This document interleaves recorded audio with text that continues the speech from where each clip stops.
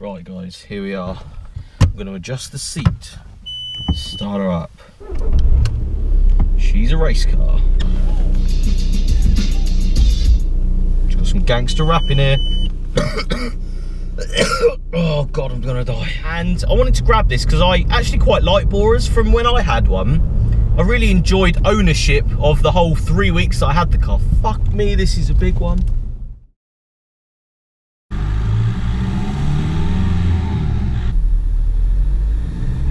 Right, what's up guys? So today, you join me from the driver's seat of a 2003 VW Bora 130 PD diesel. Now, I must state straight away, this car is so fucking low, I've got to go sideways over every bloody bump. It's so bad. It's actually so bad. It really is. It's been a long time since I've driven a car so low. Car that I probably did last that was this low was the Mark 1 Golf. Stupidly worried about that because he just had the old underneath of the car redone. This is really low. It's on FK Coilovers. Probably at their lowest setting at the moment. Interesting to drive, I think the word is. Even on road surfaces that are a little bit uneven, it wants to scrape the front. So this is Matt's car. It's his daily. And I wanted to grab this because I actually quite like Boras from when I had one. I really enjoyed ownership of the whole 3 weeks that I had the car. Fuck me, this is a big one. Oh my god! Oh, fucking Nora. Also, Matt lives in Speed Bump Central. Not the best idea to have a car this low here, but, you know, another fucking speed bump. Fucking... I'm really sorry if the splitter falls off. It ain't my fault, I promise. Just trying to be as methodical about it as possible. If you've driven a lowered car, you will know that going like this all over the place really, really does help. It makes you look like a massive dickhead. Especially if your car isn't as low as you think it is. It makes you look like an even bigger dickhead. This one you have to do that because it will just take the bottom of the car out, if I'm honest. And yes, I am very, very ill. Man flu is still in my system. That's why you haven't had any update videos this week and stuff. Literally for the first part of the week, I was bedridden. And then Thursday, I tried to go outside and made myself even worse. So this is my first outing of this week, pretty much, other than to the post office to post your orders that you have graciously been sending me. I must admit though, I'm not being shaken around and I'm not, you know, uncomfortable in this, considering how low it is. I'm actually quite impressed, if I'm honest. It does still seem to be relatively comfortable. The clutch is really nice and the gearbox feels good. It feels really tight. This one's done 120,000 miles. Feels good. It still feels tight as a car, even being this low. There's no like dodgy bangs and stuff, so that's quite nice. It's been done properly. And obviously being a diesel, it's great on fuel. And it's got loads of torque. Ooh, yeah, good torquey.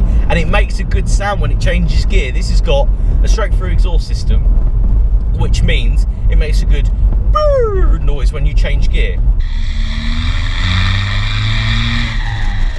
Which I'll demonstrate in a moment, because I'm very, very worried about this road because it's got a camber on it like this, and no one wants that in a lowered car because I do not want to take this sump out.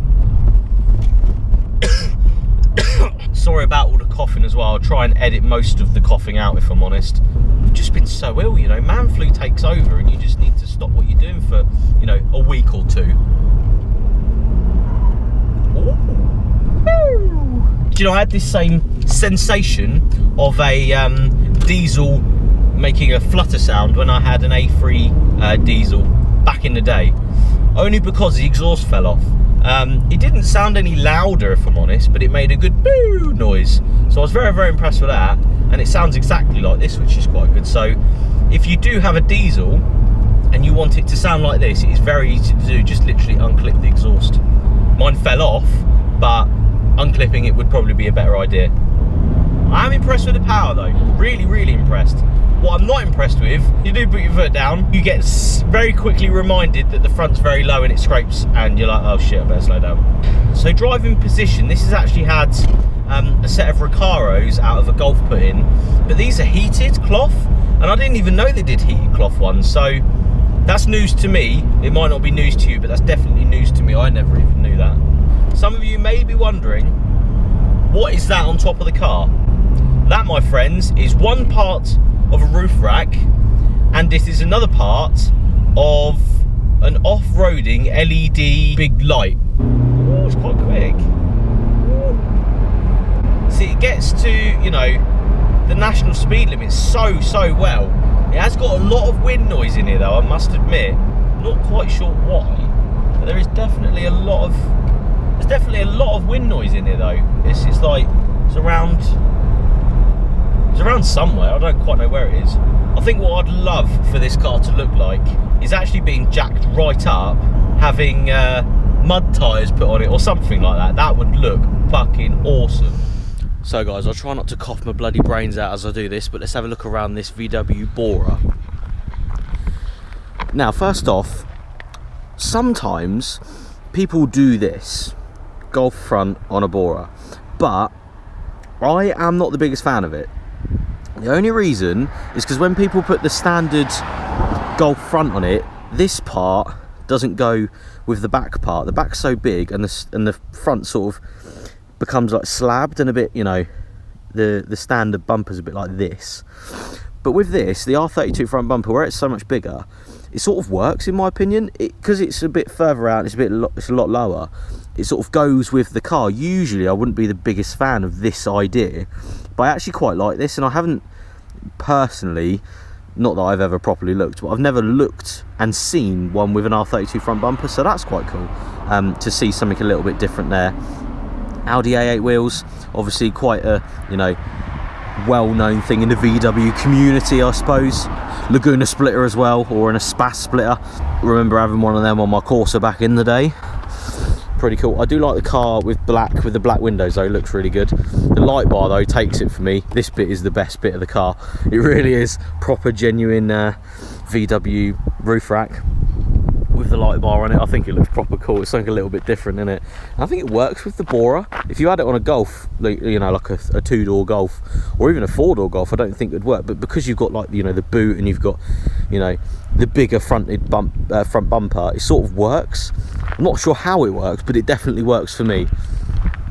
Coming around the side, you know, tinted windows, you've got your Team Hecko wind deflectors that everyone seems to get off the old eBay. It's pretty cool. The back sits quite nice and low, very low actually, so low that I am constantly worried driving this car that I'm actually gonna you know, twat the underneath with something, but it's all in good fun. You know, if you learn to drive the car as low as it is, then it's not as bad as you think it's going to be, which is quite cool. The exhaust system, completely straight through, custom made by himself, which is quite cool. Although the exhaust gases are only coming out of one tube at the moment, but we don't worry about stuff like that. Let's jump inside. And Recaro seats. I really like the whole interior is in here, which is quite cool. Obviously the door cards won't fit.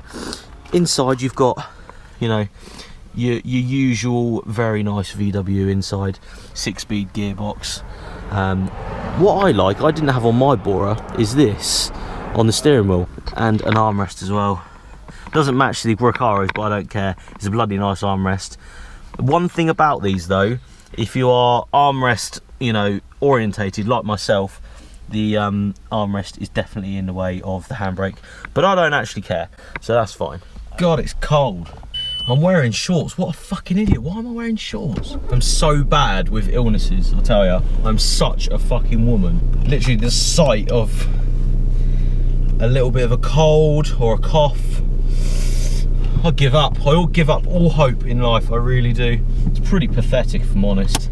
Got quite a nice little bit of stretch of road coming up, so let's see the performance side of the mighty 130 PD from the diesel engine on this Bora. Remembering that the car is very low and I'm very scared at braking things that are underneath the car. Do not want to be doing that now, do we? I must admit though, the coilovers, very, very impressed. I think they're doing really well. They're still very, very comfortable. They've still got enough sort of spring rate in them and enough shock rate to make the car still, you know, very comfortable to drive, but you still got that stiffy sportiness that you would want from a coilover. They're the FK Street, you know, probably 160, 170 pound They do work very, very well, especially when very, very low. And these, again, stupidly cheap to buy, stupidly cheap to run, and stupidly cheap to modify. Everybody's got parts for them. You can get parts and you can get little bits and bobs, wheels, you know, anything for it for next to nothing. From my personal experience from insuring my 130 PD, it was silly cheap to insure it as well. It really, really was at the time. I think I was 20 and I paid about £700, which I only had like 1 year's no claims at the time, and that was really, really good in my opinion. Oh, we just hit the front bumper on the fucking ground again. Oh, that was scary. There's a bit of raised ironworks then. Oh. See, now this is what you want. On your 63 plate Suzuki Jimny is two lions looking like they're going to make love. To be honest, I've never understood why people put that on the back of their cars. Maybe it's a fashion statement, I don't know. This is nice. Doug Snape, if you're watching this, let me do your fucking Type R. Let me do that. I want to do it. Bloody cool in yellow. Sort of sounds like a whale's mating call, that sort of dump, doesn't it? As I've said already that Matt lives up Speed Bump Central, I will try and teach you my way of getting over a speed bump, although I'm very rusty.